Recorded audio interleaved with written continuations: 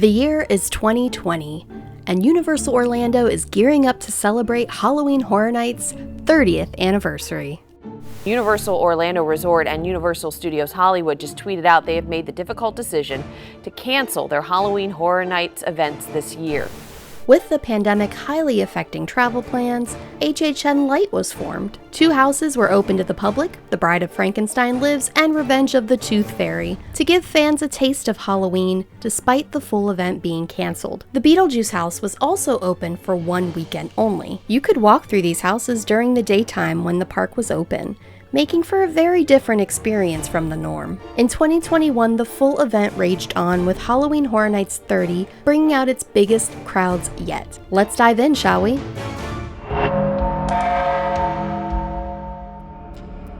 The first scare zone on the Avenue of Stars was called 30 Years, 30 Fears. Familiar characters from previous events could be found here, with an iconic entryway which was also featured in the past. Since it was an anniversary year, a few other scare zones also featured characters seen before. Lights Camera Haction, Eddie's Revenge, had Jack the Clown's brother wielding his chainsaw around a movie set, while vampires, evil clowns, and monsters covered the streets of Hollywood. Gorewood Forest had Terror Queen returning from 2005's event to harvest blood from guests, to feed her glowing trees, which in turn gives her power to make over the world how she sees fit. Evil is in her nature. Seek and Destroy featured a ruthless alien cyber regime led by the Controller and occupied the New York streets. Spotlights scanned the streets for more humans to turn into fuel for the Controller. Succumb to the Controller or be destroyed. Crypt TV took over the San Francisco area of the park with characters like Miss Anity, the Look-See, and the Sunny family cult making appearances.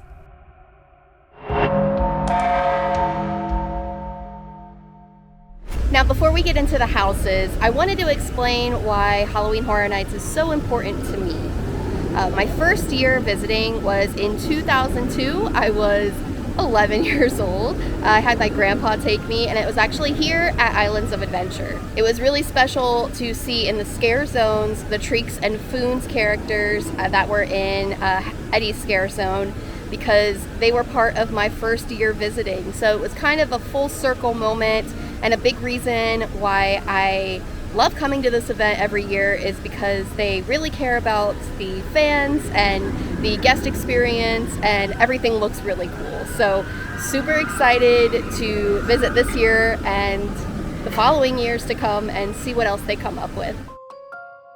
HHN30 gave us 10 thrilling mazes worth repeating visits for. Original Halloween event was called Fright Nights, and on its first run ever, Beetlejuice was the event's icon, along with the Universal Classic monsters. Now for HHN30, the legendary movie has a house, transporting guests to checkerboard hallways, entering the Lost Souls waiting room. You could walk through Barbara and Adam's attic to peer at the graveyard model, before dancing through the dining room to reach Dante's Inferno. The Haunting of Hill House had one of the most impressive facades from the event and was featured on Universal's blog. Many of the iconic characters from the show made appearances, like the Bent Neck Lady and the Tall Man. Texas Chainsaw Massacre was another IP house, which focused on the Sawyer family from the 1974 classic film. Leatherface announced his arrival with the revs of his chainsaw, and the smells in this house were also pretty horrific. Original houses are where the creative department really gets to shine. In fact, Wicked Growth won the House of the Year award after the event's run. Wicked Growth was home to the Pumpkin Lord, who had his minions collecting unwilling sacrifices to summon him. The closer to Halloween and the more people involved, the greater the Pumpkin Lord's powers would become. But no one could have anticipated the social media praise of Lil Boo, one of the pumpkins decorating the main entrance to this house. I got to chat with Emory Alvarado, who created Lil Boo, to see what she thought on his popularity. Hi, my name is Emory, and I am the owner of Emory Arts. Having seen Lil Boo in each year's iteration of Horror Nights was really, really cool. But I think Wicked Growth just took all the awards. And then Connor posted that image of himself with Lil Boo, and then Sonderquist drew him, and then other artists drew him, and I was like, oh my god, this is becoming a thing. And yeah, now we're here and I could not be more happy. I just created a Emory cinematic universe, if you will. It's basically just a backstory to all of my upcoming products. It's called Holiday Village. For this Halloween, I have come out with 2 lines. That's 2 lines that are called Phantasmagothica. I'm going to experiment with different styles with Hallowimsy, and we're definitely going to see some more expansions within Phantasmagothica, because I really have been kind of neglecting my goth side for too long. She's about to pop out, don't worry. Well, she's kind of here already, so, but I'm just so glad that this little tiny thing that I made has blown up to such epic proportions. And I'm very blessed that Universal has, also been including him on the merchandise. That's very, very cool, and I'm happy to see it. Halloween Horror Nights Icons Captured features all of the icons of past events like Jack the Clown, the Caretaker, and Chance.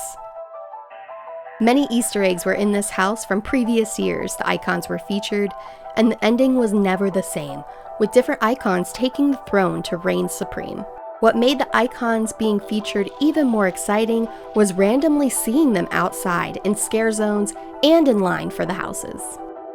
Welcome to Scary Horror in the Heartland was a tribute to Leave It to Cleaver from HHN30, with Mr. Sam Meats front and center. No one escapes Cary, Ohio, home to bloodthirsty maniacs who rip people to shreds. Cary has been represented at HHN throughout the years since 2008's Reflection of Fear. Remember this event because it'll come up again in another house. Another original house was Puppet Theater Captive Audience, set in an abandoned theater from early 1900s San Francisco. A puppeteer and ballet troupe have been trapped inside and lure guests in to kill them and use their body parts to make new marionettes. I was fortunate enough to experience a lights-on walking tour of some of the houses, including The Bride of Frankenstein Lives. Universal received special permission from Mary Shelley's family to reimagine the bride's story. The bride is trying to bring back Frankenstein's monster by harvesting body parts, putting him back together piece by piece. The brides of Dracula try to disrupt this process, but the bride prevails. With the lights on, I was able to see many references to other Universal monsters. Savannah, a fan of the event, created amazing artwork based on the announcement trailer for this house. Here is a clip from my in-park interview with her. Hi guys, my name is Savannah. I'm Savannah on Twitter. Honestly, I don't know how to pronounce it. My thing that I love to do is draw, obviously, and Horror Nights inspires me because of how unique and diverse, like utterly crazy these characters are. I remember when I first got into Horror Nights, I was 14 years old, searching up costume designs. I fell in love with the 1930s aesthetic, so I met my friend, and I found an icon that fit the bill. So obviously you can tell who my favorite icon is, and obviously my favorite house is Icons. So if you like me and what I do, follow me on Instagram, Twitter, @Savannahs. Follow me there. The other 2 houses included in the Lights On tour were Revenge of the Tooth Fairy and Case Files Unearthed Legendary Truth. Tooth Fairy was featured during HHN Light in 2020. The facade in this house was also very impressive, resembling a fairy tale storybook. All children must give up their baby teeth to the goblin-like tooth fairies or pay a price. Eye for an eye, tooth for a tooth. This old manor gets more gory as you go through, with decor resembling floss and tooth decay. Case Files Unearthed Legendary Truth starts out with meeting Tim Foyle, reading crime noir novels chronicling the work of P.I. Boris Schuster. The house then takes you through each novel as you enter through Schuster's apartment and go down a paranormal rabbit hole. In 2008's event, Bloody Mary was the icon for the year, and this marks Schuster's debut into HHN lore with him investigating her. For that event, they had an online interactive story with the Legendary Truth Collective. And for HHN30, they continued having an interactive game for the event, this time playable on the app. With the Lights On tour, I really enjoyed walking through this house and seeing the novels up close. the Kitty Cat Club, and the attic in the finale. Entertainment for HHN30 could also be found in the amazing shows put on display, both on stage and in the murky lagoon. Halloween Nightmare Fuel was a stage show set towards the back of the park, featuring aerial performers, pyrotechnics, and lots of sexy dancing. The Fear Factor stage has been home to many amazing Halloween shows from the past, like Bill and Ted's Excellent Adventure and the Rocky Horror Picture Show. Marathon of Mayhem Carnage Factory was the water projection show in the lagoon that highlighted the houses and characters of the year. Fans were blown away from Marathon of Mayhem's first appearance in HHN29, and it didn't disappoint in its second year.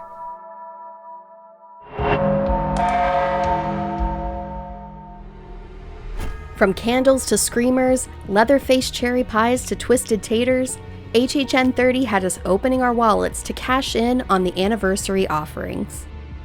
The visual teams always do an amazing job on the tribute store, and this time HHN history was on full display. The food tents created were phenomenal, although the lines could get pretty lengthy. And we didn't know it at the time, but this would be the last year for Universal's Monsters Cafe, which has grown to be a fan favorite for its year-round spooky decor. Rumor has it we have some monster goodness to look forward to in the coming years.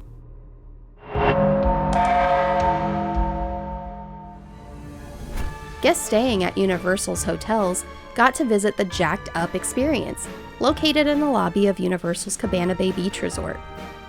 Small groups go through a room dedicated to Jack the Clown, who made his first appearance at HHN10.